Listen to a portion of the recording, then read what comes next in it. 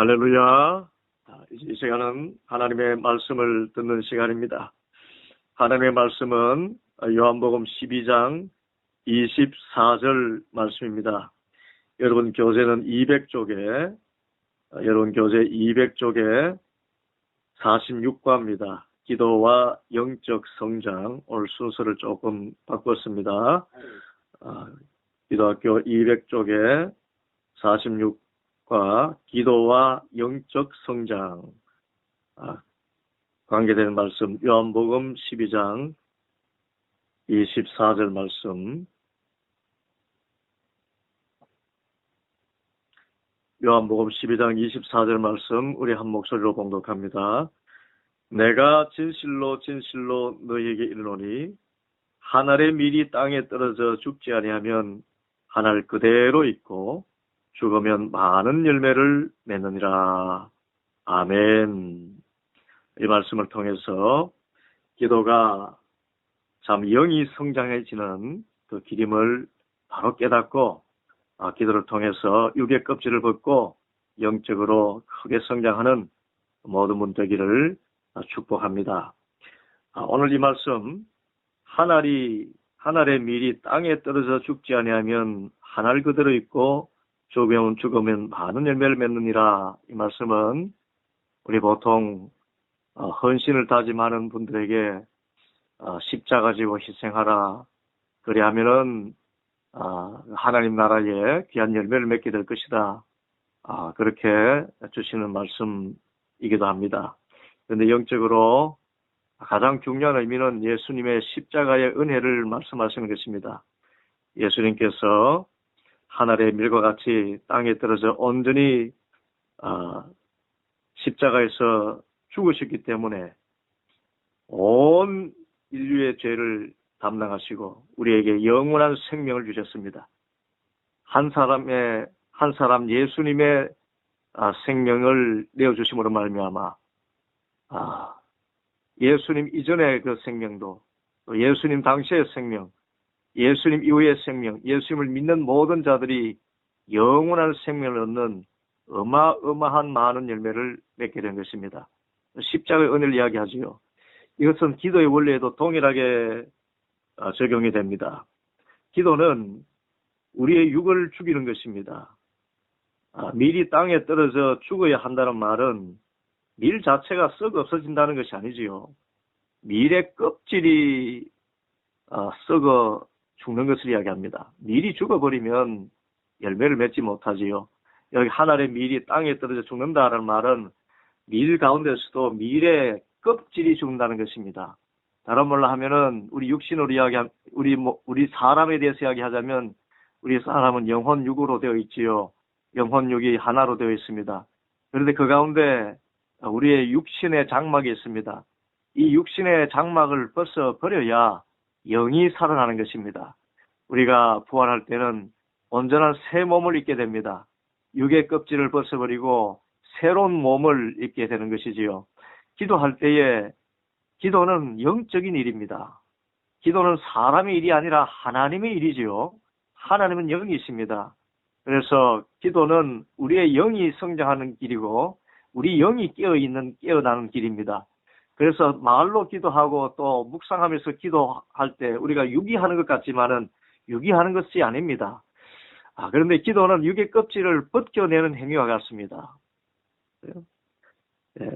참 씨앗이 흙 속에 뿌리를 내리고 자라려면 껍질이 벗겨져야 되는 것처럼 우리가 육의 껍질을 죽여버리고 육의 껍질을 벗어야 씨앗과 같은 영이 뿌리를 내리고 자라서 열매를 맺게 됩니다. 영이 살아서 살기 위해서는 먼저 육의 껍질이 썩어져 무너져야 되는 것입니다. 24절 말씀 다시 보면 한 알의 밀이 땅에 떨어져 그 껍질이 죽지 아니하면 한 알 그대로 있고 그 껍질이 죽으면 많은 열매를 맺느니라. 껍질이 썩어져야 됩니다. 우리가 기도하면은 육이 점점 약해집니다. 껍질이 썩습니다. 여러분, 기도하면 우리의 죄가 생각납니다. 기도할 때에 기도가 잘 안 되는 많은 이유 가운데 하나는 죄 때문이지요. 육신의 정욕입니다. 안목의 정욕입니다. 이생의 자랑입니다. 기도하면은 이런 정욕들이 생각이 나게 되고 회개하게 됩니다. 그러면 이 껍질이 썩어버립니다. 육이 썩으면 육이 죽습니다. 그 죄를 주님께서 죽여주십니다. 죄는 우리 힘으로는 어떻게 할 수 없습니다. 회개 기도하면은 이 죄가 사함받고 육신의 그런 정욕들이 점점점 약해집니다. 기도하는 사람은 육신의 정욕을 벗어나게 되고 안목의 정욕을 벗어나게 되고 이생의 자랑에서 벗어나게 됩니다. 그리고 신령한 것을 사랑하게 됩니다. 영은 육이 죽어야 살게 됩니다. 영의 사람이 있고 육의 사람이 있다 그러지요. 그런데 육의 생각은 사망이라 그랬고 영의 생각은 생명과 평안이라 그렇게 하겠습니다. 예. 그래서 육의 생각인 이 사망, 그런데 이 육이 죽어버려야 생명이 살아나는 것입니다. 그래서 기도 가운데 이 금식 기도는 우리의 육체의 본성을 죽이는 기도로서 큰 역사가 있습니다. 기도는 자신을 죽이는 것입니다. 육을 죽이는 것입니다. 악한 말도 죽이는 것이고 더러운 생각도 죽이는 것입니다. 또 방탕한 몸을 죽이는 것입니다. 그래서 기도할 때에 육이 점점 약해지고 껍질이 썩어져 버립니다. 그러면 영이 성장하는 것입니다. 우리의 영이 성장할 수 있도록 살리는 것은 영이니 육은 무익하니라 예수님께서 말씀하셨습니다. 우리의 영이 성장해야 됩니다. 우리의 영이 성장해야 영적으로 독립할 수가 있어요. 예수님을 믿고 교회에 아무리 오래 출석한다 해도 육의 껍질을 그대로 가지고 있으면, 다른 말로 해서 기도하지 않으면은 영이 성장하지 못하고 영적으로 독립하지 못합니다. 덤벙덤벙해서 직분을 받았다고 하십시다. 사람에게 인기가 있어서 또 타고난 어떤 좋은 성품이 있어서 사람에게 인정받아서 직분을 받았다고 하십시다. 그래도 기도하지 않는다면 그는 육의 사람입니다. 육의 사람은 영적으로 성장하지 못합니다. 일을 해도 하나님 일을 하는 것이 아니라 인간적인 감정과 인간적인 그런 생각으로 일할 수밖에 없어요. 아직도 영적인 어린아이에 불과합니다. 그저 씨앗인 채로만 있습니다. 영이 뿌리를 내리고 성장하지 못합니다. 그래서 기도하는 사람만이 영적으로 성장하게 됩니다. 그래서 귀한 직분을 받을수록 기도하는 사람이어야 됩니다. 기도하지 않으면 직분 감당하지 못합니다. 그냥 직함만 가지고 있을 뿐입니다. 그래서 우리의 영이 성장하기 위해서 우리는 힘써 기도해야 됩니다. 육을 점점 죽여야 됩니다. 육이 죽은 만큼 영이 성장하는 것입니다. 둘째로 기도는 우리의 속 사람이 사람을 성장하게 하는 것입니다. 고린도서 4장 16절에 그러므로 우리가 낙심하지 아니하노니 우리의 겉사람은 낡아지나 우리의 속사람은 날로 새로워지도다. 이 말씀에는 여러 가지 의미가 있지요. 우리는 겉사람은 낡아진다. 육신이 늙고 병드는 것을 이야기합니다. 우리는 모두가 결국은 죽습니다. 죽을 때 겉사람이 낡아지기 때문에 죽지요. 병들므로 죽습니다.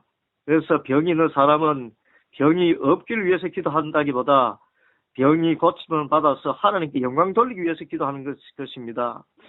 그런데 이 말씀은 또 다른 의미가 있어요. 그것은 그 사람이 낡아져야 속 사람이 새로워진다라는 그런 역설을 말하기도 합니다. 기도하면 그 사람은 낡아지게 되고 속 사람은 새로워지고 성장하게 됩니다. 우리의 그 사람은 낡아져야 됩니다. 그 사람이 여러분 아무리 보톡스 주사를 맞고 미용을 하고 해도 늙습니다.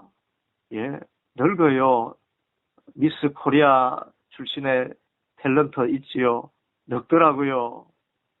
다 좋아하는 배우, 어렸을 때는 청초한 물방울 같습니다. 예, 참 풀잎이 이슬같이 그렇게 청초하고 맑고 예쁜 그런 탤런트가 10년 지나고 20년 지나고 30년 지나니 늙더라고요. 아무리 미용을 해도 주름이 생기고 나이를 속일 수가 없는 것을 보게 됩니다. 그 사람은 낫습니다. 낡아져야 됩니다. 예, 그래야 천국 가지 않습니까? 죽어야 천국 가지 않습니까? 이처럼 우리의 영도 지금 이 세상에서 그 사람이 죽어버리고 낡아버려야 속 사람이 새롭게 됩니다.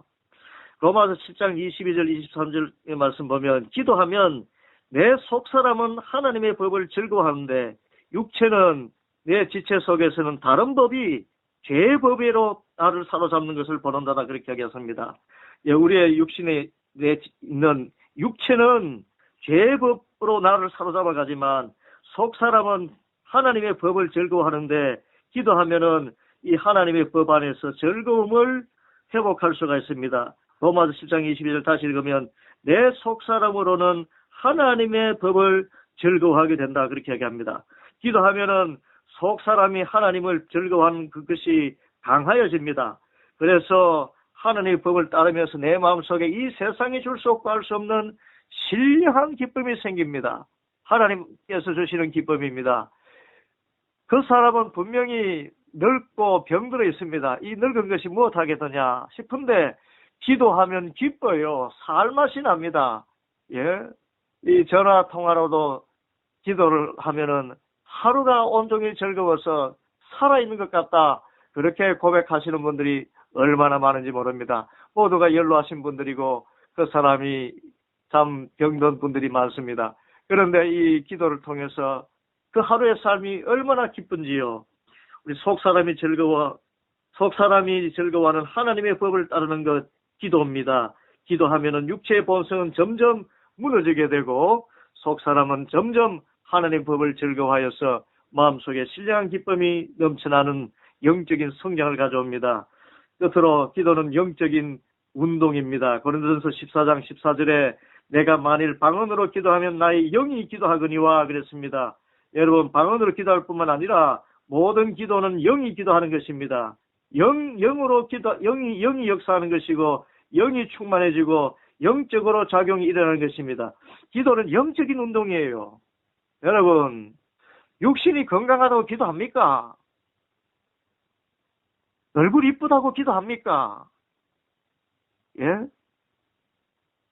여러분 다른 말로 다이어트 하는 만큼 여러분 기도합니까? 아닙니다. 기도는 영적인 운동입니다. 몸이 쇠약해서 병들어도 기도할 사람은 기도합니다. 그래서 기도는 영적인 운동임에 틀림이 없습니다. 정신력이 강하다고 기도합니까? 그렇지 않아요. 기도할 수 있는 영적인 힘이 있어야 기도하는 것입니다. 그래서 기도할 때에 기도할 수 있는 힘을 달라고 기도해야 되고 평생 기도할 수 있는 영력을 달라고 기도해야 됩니다. 성령님 충만하기를 위해서 기도해야 됩니다. 왜냐하면 기도는 영적인 운동이기 때문입니다. 기도는 입술을 사용하는 것이 아닙니다. 입술의 기도 또한 영으로 기도할 때에 입술의 기도가 잘 되는 것이지 영이 기도하지 않는데 입술의 기도가 잘 되지 않습니다.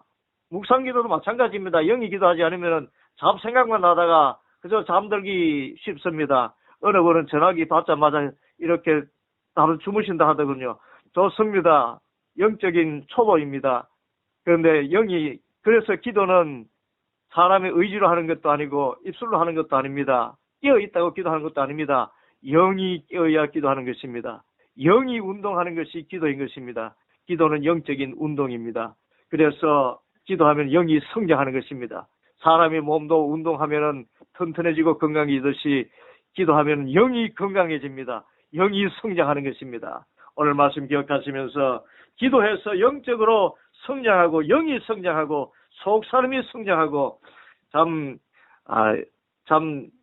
육의 껍질이 벗겨지고 속 사람이 참으로 성령께서 주시는 의와 평강과 희락에 하나님의 나라를 마음껏 누리며 살아갈 수 있도록 복받게 되기를 간절히 소원합니다. 이 시간 우리 합심해서 간절한 마음으로 기도하겠습니다.